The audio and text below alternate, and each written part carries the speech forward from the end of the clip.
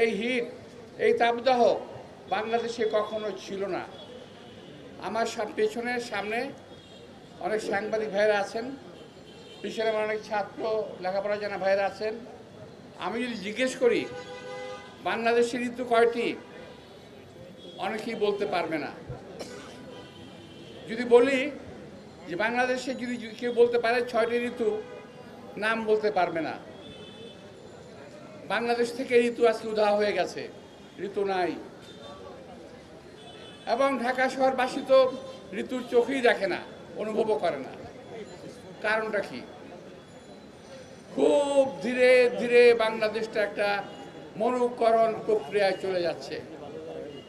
তার একটি মাত্র কারণ অবৈধ সরকার, নতজানু সরকার, নতজানু পররাষ্ট্রনীতি। আজকে দেখেন ফারাক্কা বাঁধের কারণে পদ্মায় পানি নাই, তিস্তার কারণে, তিস্তা ব্যারেজের কারণে তিস্তায় পানি নাই।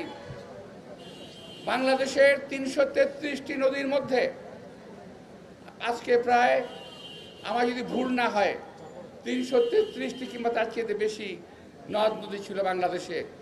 আজকে সেখান থেকে, আমি ভুল করছি, 1100-র বেশি নদী ছিল।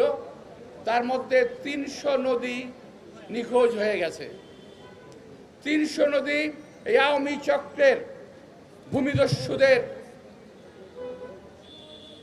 কবলে পড়ে নিখোঁজ হয়ে গেছে। এই নদী আর নাই, নদীতে পানি নাই। সারা বাংলাদেশে যে অবস্থা, সেরকম ফারাক্কা একটা, তিস্তা একটা, ব্রহ্মপুত্রে পানি নাই, পদ্মায় পানি নাই, যমুনায় পানি নাই, জলীয় বাষ্প নাই, আকাশে মেঘ নাই। এটা হলো বাংলাদেশের একটি অবস্থা, সারা বাংলাদেশের। আর ঢাকা শহর, ঢাকা শহরে আজকে ইট পাথরের ঢাকা শহরে পরিণত হয়েছে। আজকে ঘাস দেখা যায় না, আজকে গাছ দেখা যায় না।